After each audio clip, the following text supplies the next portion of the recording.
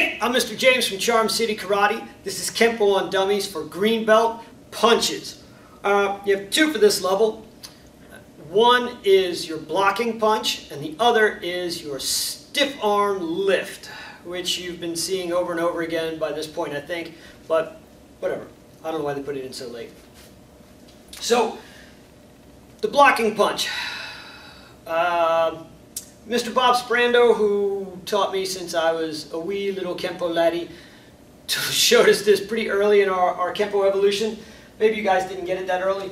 The idea to it is that you block and it kind of escalates straight into the punch. So as soon as you make contact with the other guy's punch and deflect him a little, you extend your arm into the punch.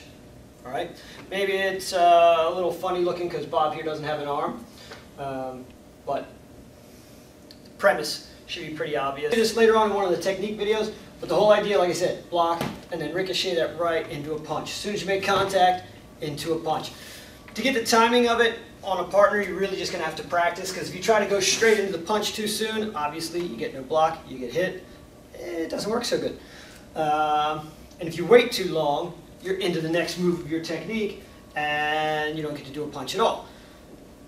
So, probably why you don't really practice this for most people until green belt or so.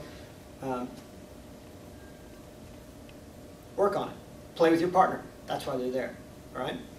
Okay. So the next one is your stiff arm lifting back knuckle strike. You got this in a bunch of your techniques. The idea is you keep your arm stiff, you hit with the back knuckle. Remember, back knuckle means the backs of these two knuckles. It does not mean the entire back of this hand. Your hand is made of a whole bunch of little bones. The back side of this hand has these long bones. They're thin. They break easy.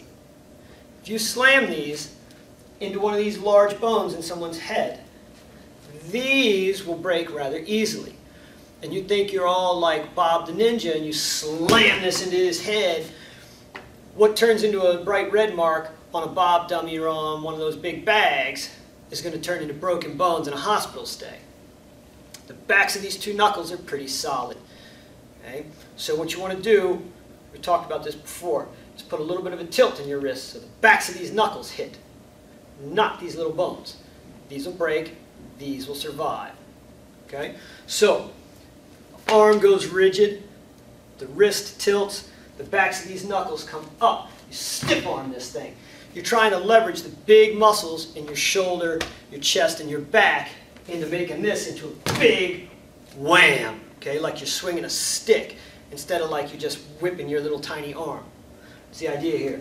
Typically you use this, you get the guy bent over and you smash him up in the head with this. So you're hitting a kind of a low target, and instead of just like popping this little tiny whap into him, you're going to get a big wind up and you're going to leverage your hips, your shoulders, some big muscles into this strike.